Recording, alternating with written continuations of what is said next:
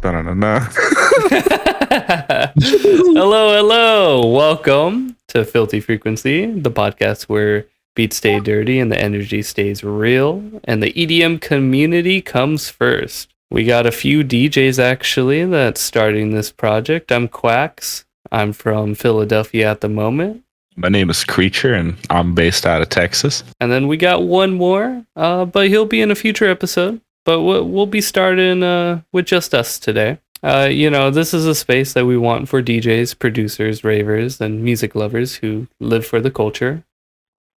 We want to talk about everything electronic music, the industry, the underground production, DJ life, PLUR, music news, and what's really going on in Philly, Texas, California, basically across the entire United States. Whether you're in the studio or in the crowd or even behind the decks, we want you guys to feel home here. And we've been wanting to start this for a while now, right? Oh yeah, dude, at least a year and a half. Now, to get into it, why did we want to make Filthy Frequency? I kind of give a spotlight to some of the upcoming artists. Kind of give everybody an opportunity to kind of speak where they came from. Definitely be a little bit more engaged in the community as well. Kind of give a spotlight to all sorts of people, venue owners, anybody that really contributes to the community in any way. Being able to bring up, music news in general, or shout out people that we see in the underground or at clubs or just around in the scene. I feel like it's a good opportunity in general. I feel like there's a lot of smaller artists who might struggle with advertising and marketing as well, and this could also help people out. Now, I want to get into a little bit about us, right? Maybe a little bit of our personal journeys. What have you been doing in Texas, right? Oh man, I've been running around. I've been doing a lot of underground shows. I've been meeting a lot of amazing artists, a lot of amazing DJs. A lot of venue owners, a lot of people that promote and host a lot of events. Work closely with like Elixir Mixer, Stagecraft Technologies, who we will also have on the podcast here in a little bit. We have a lot of signing up. We have a lot of people ready to join. There's some names I'm not going to say now that I'm excited to be on the podcast. Absolutely. Yeah. So basically, let's give a little rundown of how the podcast is going to run, kind of like our vision for it. Obviously, we want to help artists network and market. But I also, like I was saying earlier, I want to bring it also about music news, talking about music news, what's going on in the areas around us, as well as maybe like just talk about production, talk about, upcoming raves or shows, or just, big news that's going on lately. New plugins. I also don't want it to be too technical because, we want it to be open to, ravers in general, people of PLUR and the rave community. But we also want it like to a be producer podcast. yeah. No, it's not just a producer podcast, but like it's for the community as well. So I want to kind of talk about our backgrounds. Maybe give the audience a little information on our perspectives on the scene. First let's start with you. How did you get into EDM? Oh man. So growing up in Ukraine, I didn't really listen to very many like EDM tracks. I think the biggest track that I listened to was like Darude Sandstorm. And Sandstorm, yeah, I was very big on like Eminem and like Pantera and metal bands like that. Yeah. When I moved to the US, a lot of my friends were listening to like Monster Cat and Skrillex when he was just coming out, and I started learning about Excision and Skrillex and all those other bigger names, Nero, and that's kind of how I kind of fell into the dubstep scene. I really appreciated the sound, and I never thought I'd be making it until maybe about 3 years ago. Well, in what point of that journey, or like, listening to Darude Sandstorm or finding Excision, was it more than a hobby at some point? When You know, that's a very good question. Whenever I first went to, I used to go to a couple of shows. I went to a couple of shows before in the past.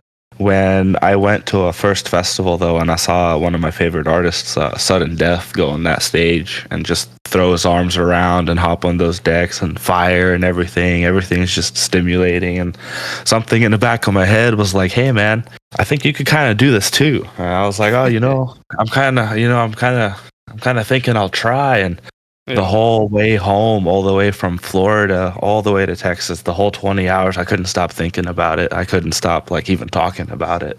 And I got home and I convinced my buddy to let me get a copy of FL. You know, it was a hobby at that point, but I think what translated it outside the hobby was definitely going and playing my first show, or even Oh playing one of man. my first tracks. Yeah. I Oh, that's saw the awesome. potential. Yeah. No, it's a good feeling. It's such an exhilarating feeling, especially Yeah. like when I first got into the scene. I didn't really go out much. I wasn't aware of the underground Yeah. scene at all. All I knew was that I wanted to go home and start making music. Yeah. And I did that for about a year and a half, and then I realized I was like, well, I gotta go play it somewhere. Yeah, no, that's lovely. My journey into EDM wasn't too different, except for the beginning. I mean, I did listen to Druid Sandstorm. I did listen to Skrillex. I remember listening to my like Beats headphones back then, listening to like Bangarang and Scada and Breaking a Yeah, Sweat, like that album that he had released back in like what 2012 or something. right. Um, but no, I remember I would watch EDC live streams on YouTube, and I love the Awesome. music. I love dancing, you know. So like, I mean, it was it was only YouTube live streams, right? Back in like early 2000s, where EDC was a lot smaller, but it was like a lot of progressive house. I remember watching like David Guetta and Tiesto live sets just on Yeah. YouTube. It was amazing.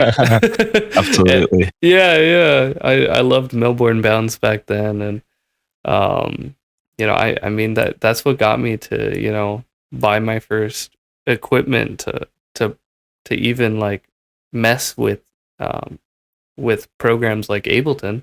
It was like this launch pad that I got for the first time, and That's awesome. yeah, it was great, dude. I would chop up bits of songs. So what I would do is like I would chop up Skrillex's like Bangarang and put it on different parts of the pad, and try my best to finger drum.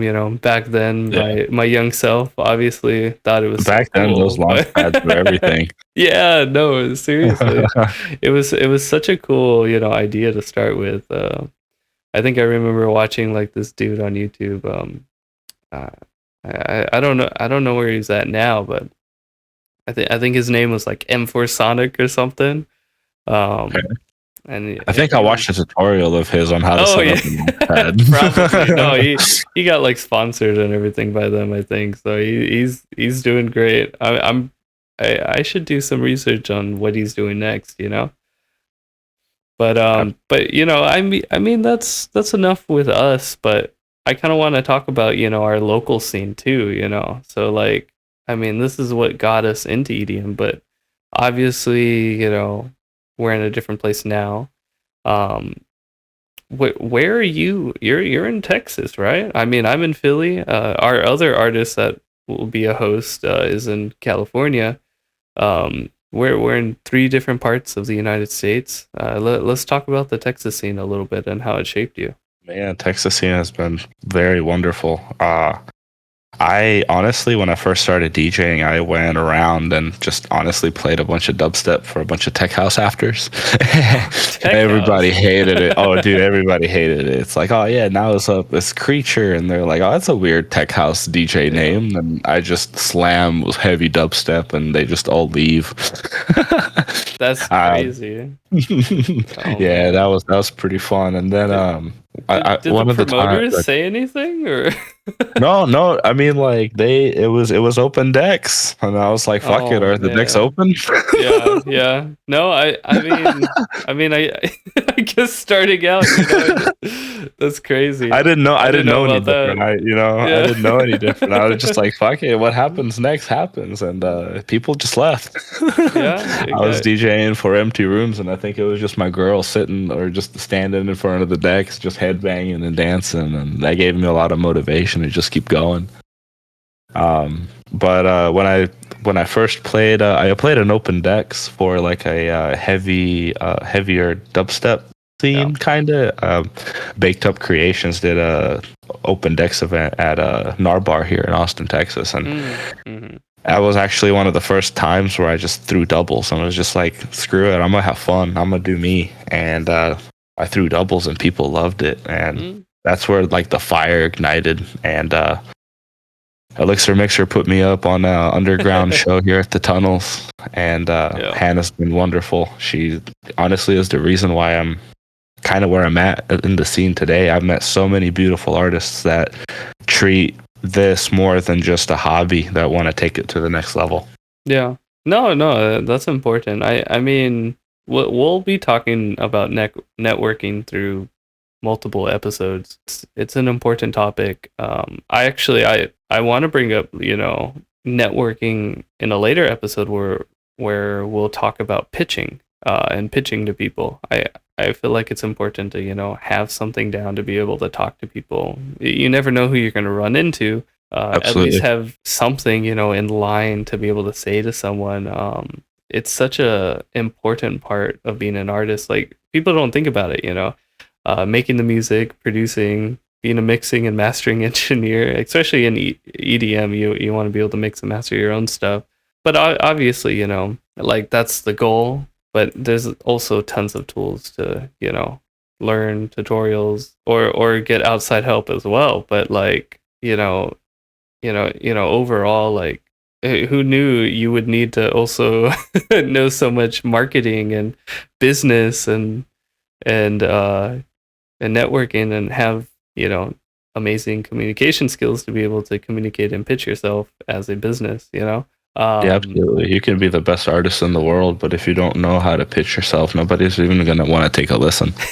Yeah, no. Like, it's true. Yeah, definitely. Now, with that, I also want to get into a topic of what feels authentic or what feels, forced or overhyped about the scene, or what you have to do as an artist or DJ, because like obviously there's a lot of artists who are just like, I'm just going to be me, I'm going to do my thing, right? And then there's people who kind of play that, networking game of going around talking to everyone, um what how do you feel about that? We just talked about networking and pitching.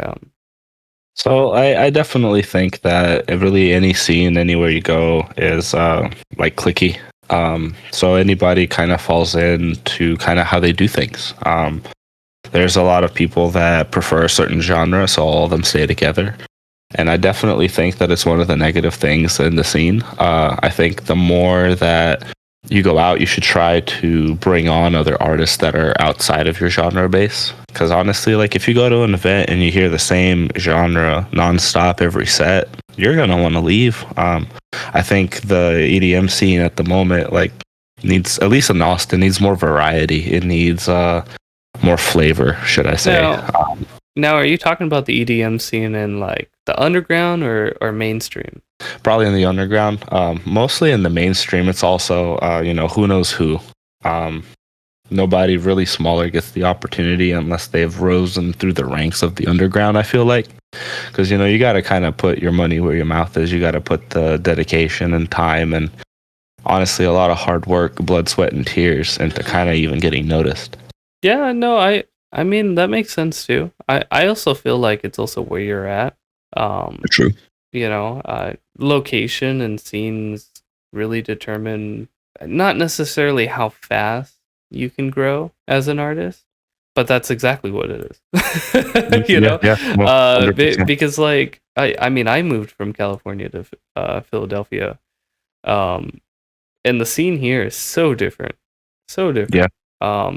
I mean, there's a lot of, like, I do a lot of bass music, and there's a lot of promoters and DJs. Bass heads. Yeah, bass heads in in California, however, that I feel like the scene here in Philadelphia just love bass and heavy music a lot more. And obviously with, LA being as saturated as it is, Philly doesn't have that, allowing it faster growth, easier to, talk to new promoters and see clubs. Obviously there's not many clubs here, but in comparison, but definitely the scene and the setting really dictates, growth as well. It's time and place exactly with like, who you might meet. Now obviously like LA, maybe Houston, right? Or Texas or Dallas has a big scene. Yeah, Dallas has honestly a pretty big dubstep scene. A lot of the big, like, heavier shows go down in Dallas. Like, I mean, me and my girl recently went and saw Excision at the Toyota factory. Oh my God. I believe that was actually a year ago, but it was still such a good show. But No, that's yeah, awesome. no, we got people like Trench Mob here in Dallas. They do a lot of rhythm events. Honestly, Dallas is where you kind of want to go to do like those heavier scenes. Yeah. Well, we'll have to get someone from Colorado eventually, right? What did I they got say? you. The bass capital? Right? Absolutely. Yeah, no, I got you. Ravers in general, no DJs have DJ decks. We got DAWs, right?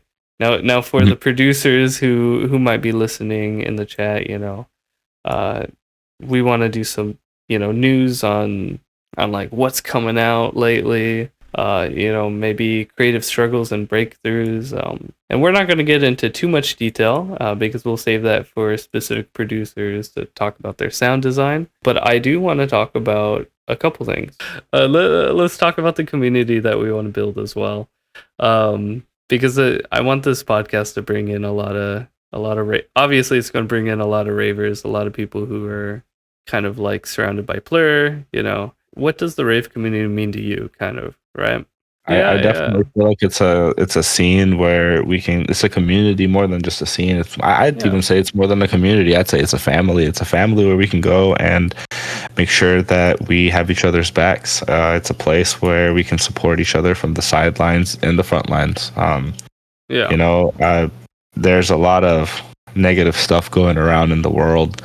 And I think those things should definitely go away when you go to any of these events, because that's what we are about. We're about inclusivity. We're about love, unity, and respect. Like that's what all PLUR means. Yeah, no, definitely. And I mean that's also what we're kind of trying to bring with this podcast as well. We want to help as many artists out as we, talked about earlier. Because it's come to my attention, like I struggle with marketing and networking and working on it every day. It's like a full-time job to practice it, and I feel like this will be a safe place, an inclusive space as well to bring in new artists or even veterans of the industry as well. Because I mean, there's a lot of veterans who can share their sauce with us, right? Like what are you doing to do so well, right?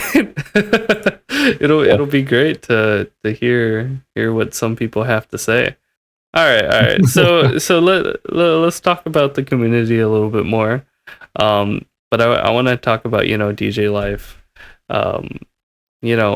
What have you noticed lately? With your production or like the scene's production, because I feel like the better you get, the more you realize just how competitive the scene is. Absolutely. Not everybody wants to see you win. Yeah, not everyone wants to see you win. But it just, every time I level up, every time, I get better at something or open another door, there's just 10 more doors behind that, and it's part of it as being an artist, and obviously that perseverance and determination is a quality you really need to continue, but it's a lot, and in the future we'll be bringing up artists and talking about their struggles and how they were able to get through it. Through future episodes, I'd be hoping to look through some of our struggles and share our insight, and maybe we're looking for these episodes to also help future DJs or producers or people who are just in the rave scene in general that wants to hear some of these big DJs or DJs in general, regardless of how popular they are normal people, right? But I want to talk to you kind of about your production, um, your DJ life of balancing, work, life, and being a DJ, because obviously, majority of the DJs are working, as well as doing their music. How do you balance that? I think it's Anyways, going pretty well. yeah, no, it's going well. But now I kind of want to lighten the mood. I want to kind of talk about our DJ life and our production. Uh, let's talk about kind of like what tools we use, plugins. Any favorite plugins? Man, Serum 2 all the way. Lately I haven't been. Not I haven't been. Lately I've been super invested in my sound design. Yeah. But before, I usually just brushed it off, and then Serum 2 came out and changed everything for me. I actually find it really fun to mess around with it. Yeah, no. I mean, yeah. We've talked about it too, about like sound design, the different, or like some DJs are really strict about like not using samples, or only sound design, or only using samples, or a mix of both. Like there's two sides to it of like, what should you use, what are you allowed to use, right?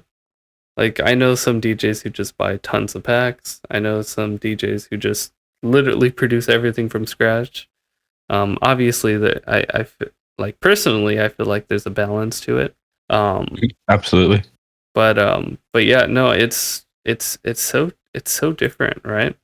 What's one of your workflows that you kind of like have gotten through the years of producing music? Is there anything silly you do like before you light a candle or something while you're producing? I have a very weird way of production. If I'm not feeling creative, I try to go and do a bunch of sound design. If I'm not feeling like I want to write a song, I go and I just boot up and smash some sound design packs out, and not packs, but like presets. When I'm feeling creative and like I'm in a good mood to make a song and like and arrange stuff together, I'll just go and start out with some like basic drums, and I'll write out a drop, structure out my song around that, and I kind of feel like you just got to have a base workflow, start from scratch in a way, and kind of build from where you want to be. Now, like, with your workflow and like kind of figuring out where you are in a song, what melody you're going to write, how do you stay original in such a like large scene? Like, like it's hard, isn't it? I have a very good answer for that, and in my honest opinion, what we do is art. And if I go and I tell you to go and make a song of something, I can give you all the tools that I use and tell you exactly what I do. Your song is not going to sound like me at all, period. No matter how hard you try. You can get close, but it won't be the same thing. And I think what differentiates somebody who is successful with their music and somebody who is just copying is going out and just experimenting.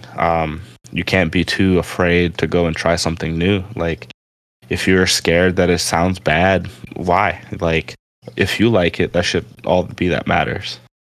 Yeah, no, that's understandable. I feel like there's a discussion, because I've taught people how to produce, right? And I always tell people to use reference tracks, which is basically putting someone else's track in your DAW, and you're kind of like not necessarily copying them, but using it as like a guideline, right? In that sense, it's somewhat hard to stay original, but at the same time, you're also sticking to like a formula that obviously works. because a lot of EDM songs have their own structure and format. It's why there's build-ups and drops. And, Yeah, it has its own yeah, fundamentals. yeah. There's a bunch of fundamental. It's why it's danceable as well too. Yep. Or like each genre has their own kind of like danceability to it.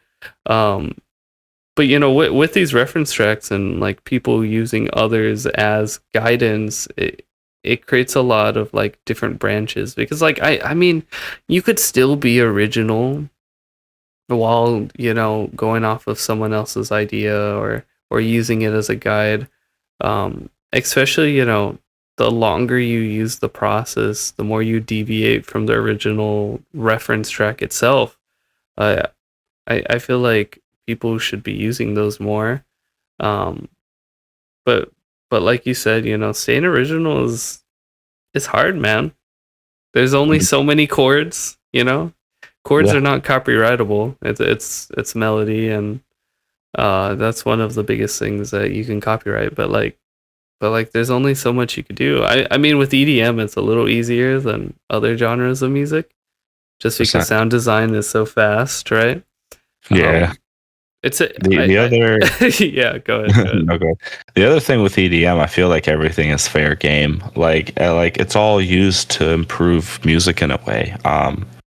I wouldn't necessarily be mad if somebody went and took my bass line and turned it into some other sick bass. Like it's just kind of how it is. And I feel like a lot of producers think about it like that too. Like when I make a song, shit, I'd like for somebody to remix it, you know what I mean? And put their own little twist to it.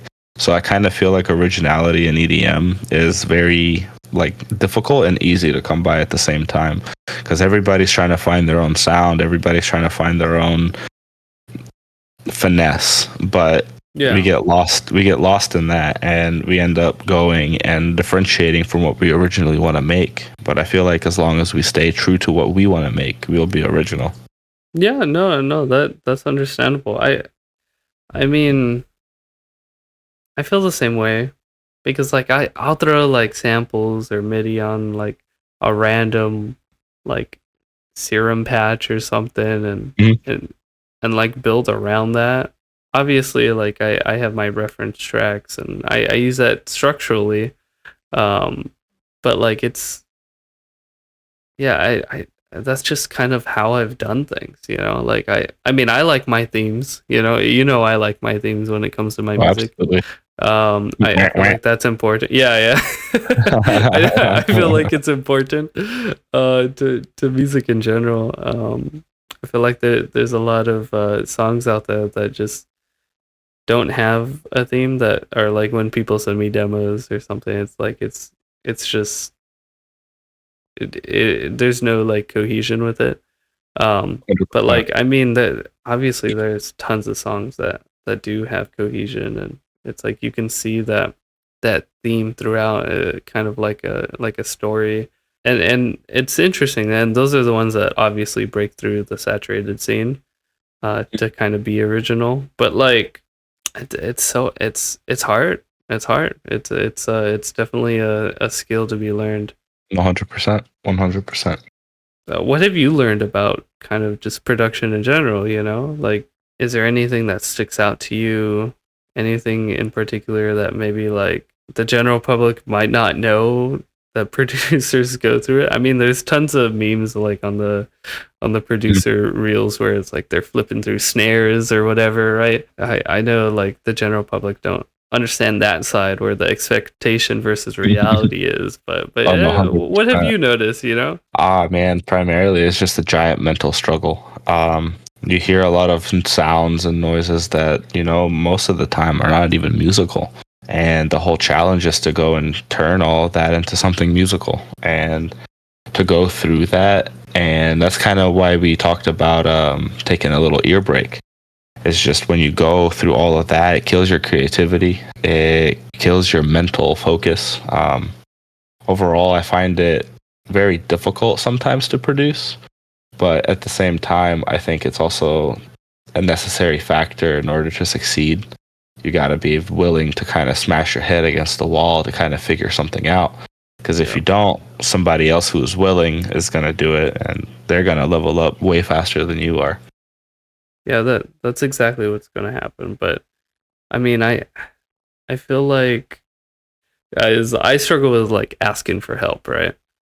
True. So like, you know, while I'm producing or whatever, I'll be stubborn trying to figure it out. But obviously, Don't like if 100. yeah, like if I ask for help, the question would probably be answered like instantly, you know. Yeah. Yeah. But no, But no, we're also proud of our own craft, you know. yeah, It's yeah, kind that's of like true. asking, you know, you see a master painter painting a beautiful painting, and you think they're going to ask somebody to help them in a moment where that painting is hard to paint, or you know what I mean? Like, you Yeah, know what I mean? yeah. They're not going to go to another guy and ask them to do their technique on their masterpiece.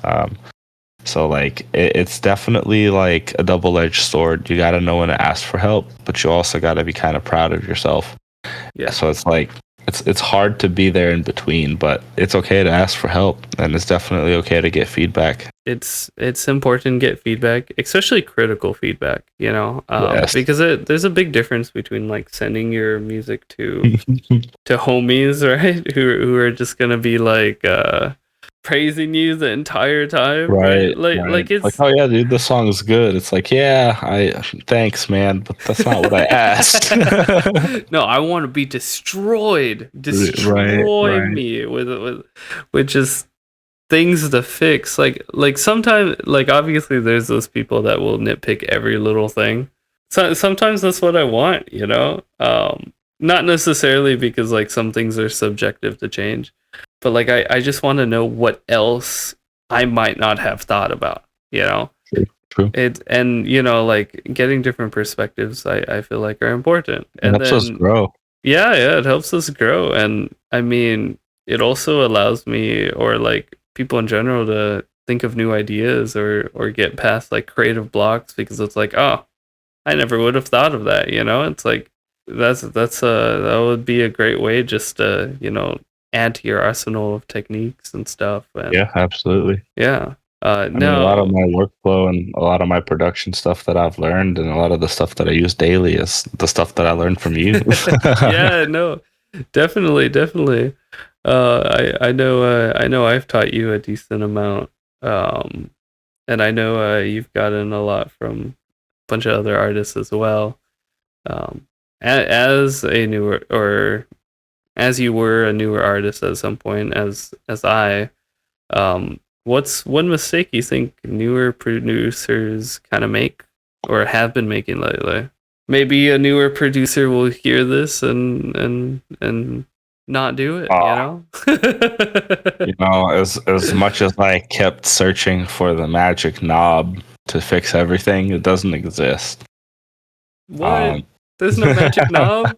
there is no I magic can't just knob turn a to make knob your and stuff sounds it good. makes music for me? I wish. I wish. You know, I was Yeah. looking for stuff, but like, you know, like I feel like everybody as a producers, they look for like that one plugin that will make them sound better than everybody else, and it's just like it doesn't exist. The only tip is like stop focusing on plugins so much and actually learn what you're working with. There's a lot of stuff that comes with stock plugins that stock DAWs, like the stock plugins, that are absolutely amazing. Yeah. Like OTT from Ableton and like Operator from Ableton. A lot of people, like Skrillex, for example, his synth of choice is Ableton's Operator. So just learn Yeah. what you use and learn how to use it well. Because the only things that plugins do, they're just a tool. They're just a tool for you to make that something easier. There's nothing you can't do in a DAW that you can on a plugin. I feel like a lot of producers are also making it overly complicate. What's the oh my god? Complicated, like overly Yeah, complex. Absolutely, yeah. overly complex early on, especially when like learning. Like when I was trying to teach a few people, you know, I try to do like we try to do the simple things first, get used to, you know, the DAW and what you're doing in the DAW first. I don't know, like it's not a bad thing, right? Like a lot of newer producers are just like they're ambitious Random to bullshit go. they're ambitious to want to do a lot. Absolutely, Which absolutely. is definitely what you want. But like having guidance is very important. Absolutely. Because But I feel like yeah. having too much guidance is also bad. 'Cause then you got like some of those Yeah. bad YouTube videos that teach you absolutely the worst thing you couldn't even imagine, and then you're stuck doing them because you watched those bad YouTube videos as you were starting out, and now you formed all those bad habits that you're gonna have to like, untrain yourself of. Maybe we'll make a playlist for any viewers to look through if they are looking for good YouTube music education videos, or I feel like that would be something that we can put together. Honestly, 100%. Yeah, it just kind of Start the filter list. out. I no, that shout out on Profit real quick. Yeah, no, that's crazy. Yeah, we'll definitely make the playlist. But what was the other thing? Dude, I can't think of it. There's something else, man. Well, we'll move on and come back. I believe in you. I believe in you. You believe in me? I try to. It'll come to me in another episode. It's fine. All right. Now, we don't have too much time left. I want to talk about a few more things before we transition into the last segment of the show. What are some myths about DJs or producers that you know? Oh man, I think we already talked about this before the podcast. Did but we? Like, okay. Oh no. I was gonna mention something specific. Everybody says, you get all the girls. It's like, no, man, you get all the dudes. Oh, that's crazy. Oh man. No, I mean, not a lot of people realize how many jobs a DJ or an artist really do. Because I mean, they got to work their 9 to 5 to support themselves. They got to promote. Yeah. They got to network. They got to go out to even shows that they're not playing to go and network more. Talking to people, learning social skills, learning business, promotion, advertising. It's all a job within itself. Because if you break it down, all of those things have a job position. So like you're theoretically working 13 jobs plus just to work on your craft and promote your creativity, and that's definitely not talked about enough because a lot of people think it's like, oh yeah, you make music, you get booked. Nope, doesn't work like that. Mm-hmm. No, that's definitely biggest myth. So interesting. Okay. Now let's continue. What do you think about pre-recorded sets? Oh man, that response is crazy. Oh man. So okay, here's my hot take on a pre-recorded set. Yeah, go ahead. If you're as big as Dead Mouse, you can kind of do whatever you want. Well, okay. So obviously with like larger festivals, there's a chance. I mean, I don't know, but like, there's a chance they might just make you. Is that real? Like, that clip of Dead Mouse talking about it, like, right? I don't know. I feel like if it's like Tomorrowland, sure, but there's been several times where I've went to EDC and Wicked Oaks and Lights All Night where I've heard like mistakes in the mix, and I'll be like, oh hey, shit, they're actually mixing up there. So like, I definitely feel like if you have proven yourself, they will let you DJ. But like, if it's just like somebody new, they might just be like, hey, just in case, could you do a pre-recorded set? But also, I don't know, because I've only played 2 like smaller underground festivals, and I've never been asked even anything about a pre-recorded set. I definitely feel like the promoters that book you should definitely be confident in your performance.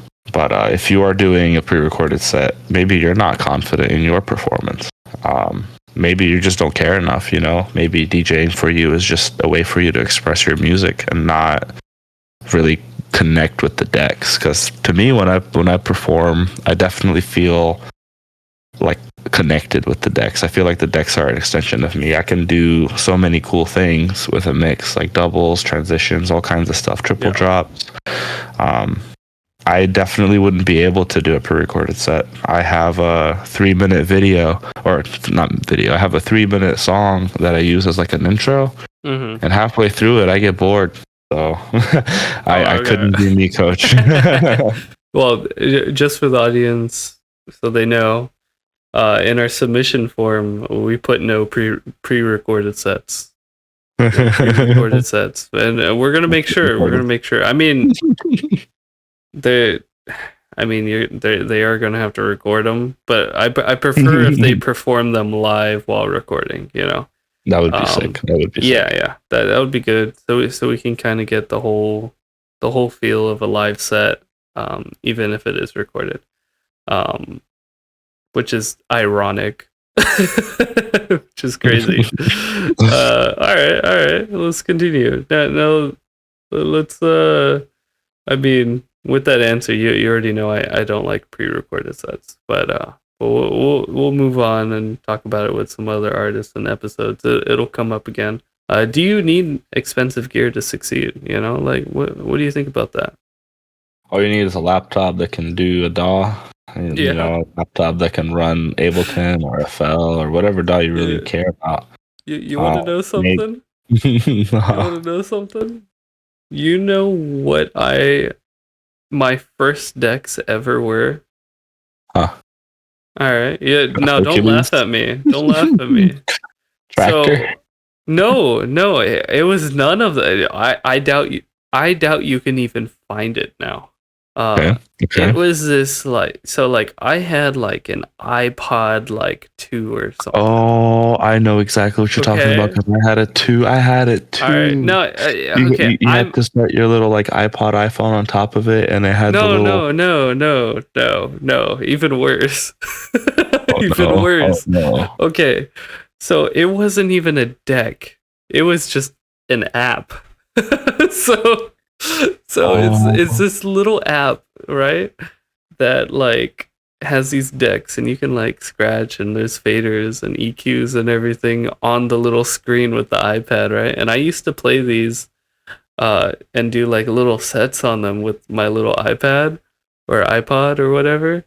And it would allow me to like upload them online and like directly from there. So it would record my sets and then upload straight into like their like dock or something, or their cloud. I don't even remember what it was called, but it was like an old like DJ like turntable software where I would even upload my own music onto there and like and like play it from the iPad. It was so different. It was so interesting. But I mean that's what I started with. That's kind of like when I was starting to get into EDM too, and that's kind of like what I started with. Before like obviously like the starter deck, like the SBJ, or like the 400, right? The DDJ, the trusty old DDJ. Yeah, the DDJ. But like it was on an iPod, like the old iPods, like when Apple like first came out or whatever. That's insane. Yeah, that's dedication. If I find the app, if it still exists, I'll have to download it to share some pictures. But like it was something else. I'll have to find one of my old mixes or something. If they even exist still. It's crazy. Oh man. Okay. What about you? What were you talking about with the expensive gear? Oh man, if you want to produce, all you need is a laptop and some headphones. It's recommended to get like an audio interface, and you get like a Scarlett for under $100. You can get a decent pair of studio headphones used for under $100. That's really all you need to start. As for DJing, like it really depends. The kind of DJing that we do, we kind of need record box. So like I recommend starting out with like a DDJ 400, which you can get sub $200 used. Like they're pretty accessible. Do they even make those anymore? No, they actually don't. I feel like they got replaced by the FLX. Yeah, the FLX 4. That's the newest like beginner deck. And a little bit of equipment news for you guys. Don't buy the FLX 4. It is hot garbage. Buy the DDJ 400s. It is trusty. It works great. You won't have any issues. Yeah, no, I mean that's wonderful. Yeah, you really don't need any expensive gear to succeed. Okay. No, not at all. Now, now obviously we're doing this podcast to expand, ourselves as well as bring light to other artists. Um, Now, obviously, we're in a point where we understand social media is important, but like, what do you think majority of EDM life? What does social media get wrong about EDM life? Because like, I mean, people just see pictures, right? People just see Yeah. like videos, pictures, kind of like Oh, highlights. What do you think people get wrong? oh man, honestly, a lot of people get wrong that it's all fun and games. It's not always fun and games. When you see a guy on that stage and it looks like they're having a good time, there's like 300 miles per hour going through that man's or woman's brain, and it's intense. It's overwhelming. It's overstimulating. Self care is important. Especially with it all being a big party. A lot of like bigger DJs in the local scene, they do shows almost every week, and it's very difficult to take care of yourself mentally and physically while you're doing that and working your 9 to 5 job. Yeah, no, definitely. I mean, it's a lot more work than people expect, just as you Yeah, said. I mean, there's a lot of background, which obviously, as an artist, it's not necessarily putting up a front, but like you're trying to, put those highlights in light to use as kind of like a portfolio, right? Um, absolutely. and like, I mean, that's what people see, that I mean, like this. I mean, I go to raves, right? You go to raves. We when we see like other bigger artists, um, like Company or Subtronics or whatever, like obviously, they have videos and stuff that are more the real them, but at the same time, it's like you also see all these like grand things because like they're such big names. Um, or like Martin Garrix or like Zed, like their names are like it's like In a your household. corporation. Yeah, it's like Yeah, a it's a corporation household at name. that point. But like, I mean, obviously it's still them. It's just that 100%. there's just so much. But yeah, Yeah, no. I definitely feel like when you go deeper into the EDM scene, you kind of figure out that some people aren't there to go and play festivals and do all those big things. To some people, they start DJing because they want to party, and then they get that partying in, and Yeah. then they stick just like that because they're content and happy. I feel like a lot of people that push for those bigger things are the people that really genuinely care about their music and how it impacts others. Yeah, no, definitely. Well, I mean, we're running out of time. So, I What just want already? yeah, we're running out of time. But, we've already, talked about music, but now, we gotta we gotta, you know, Let the music speak. yeah, we gotta do that. But this next part is a different segment. We just want to be able to do a talk show and then also play some music for you guys, right? For the audience or whoever is listening. This will be at the end of every podcast. This next part is for the DJs, producers, or ravers in general, right? Um, this is where you guys dance.